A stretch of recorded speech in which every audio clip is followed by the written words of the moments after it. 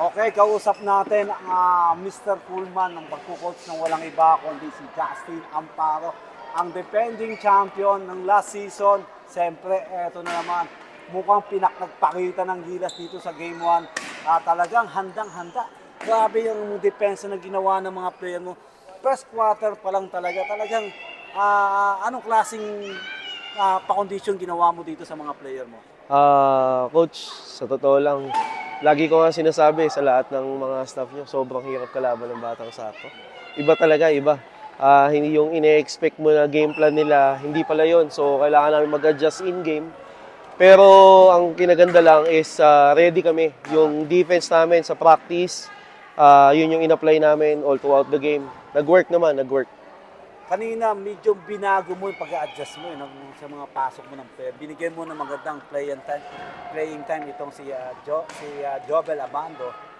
Talagang naka-prepare talaga siya yun. Coach, kasi si Coach Harry, Tama, walang Constantino, walang si Coach Harry, hindi makakalaro. So, kailangan namin mag-adjust. Buti na lang yung bata, si Jovel, sobrang ready siya sa lahat ng ibibigay na challenge sa kanya. So, okay na okay yung attitude ng bata. Siyempre, ngayon, hindi, yung mga ibang player mo, ni-expect mo na i-score, pero grabe yung ginawa mong adjustment. Mars Bubir, Kim Mercado, halos talagang sila yung malaking puso. Jeric Gamueda, Jerome Juanico. Siyempre, nung first quarter, nakalamang agad kayo, nakauna kayo. Kaya lang, naago yung momentum ng first quarter, nag-all 17. Anong ginawa mong adjustment dito sa second quarter para maka-11-0 run ka dito sa second quarter para hindi maka-score itong Batang Satwa? Coach, nag-adjust kami ng depensa sa medyo kasi kami parang natatakam kami sa bola. So pag nakaman to man kami, natatakam kami sa bola. So ang ginawa namin, nag-adjust kami sa half ng court. So doon na kami tumatanggap ng depensa. Ngayon, siyempre, nung second quarter, talagang laki ng iwan ninyo sa Batang Sato. Kailan, pagdating ng third quarter, na bago pumihit. Siyempre, bilang isang coach doon sa loob ng court, ikaw ba, hindi ka ba nape-pressure dito paggawa ng game plan? Actually, Coach, katulad ng sabi ko, start pa lang ng season, first game namin, may pressure ng kasama. So, siguro doon na lang na-build yung character ko as a coach na every crucial na game, nagde-deliver ako ng coolness lang, hindi nararattle, yun lang composure lang. Siyempre, dumating ang fourth quarter, lamang ng 55-50 ang score. Oo nga. Siyempre, nag-quick timeout ka noon ng 55-50. Siyempre, ano sinabi mong kumpiyansa, motivation doon sa mga player mo para maka 10-0 run o 11-0 run ka ng fourth quarter?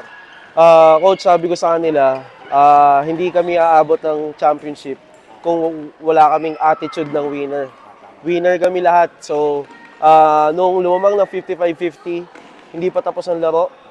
Last season, lamang ng 17 seconds, nanalo tayo. Ito pa ba, 5 minutes, 7 minutes, lamang ng 5. Tama. Kasi doon ka recover. Pagdating ng 5 minutes below, umatake ka na. Jeric Gamueda, pumutok na. Mars Bubir, ganda ng mga hugot mo. Talagang nagko-connect. Talagang nakapokus ka talaga sa pag-coach. Coach, ang nakita ko lang na kaibahan ng mga past na laro namin, nung graduate si Manico, nag-deliver si Desena para sa amin. So yung depensa ni Desena yun. Kaya shoutout kay Lander.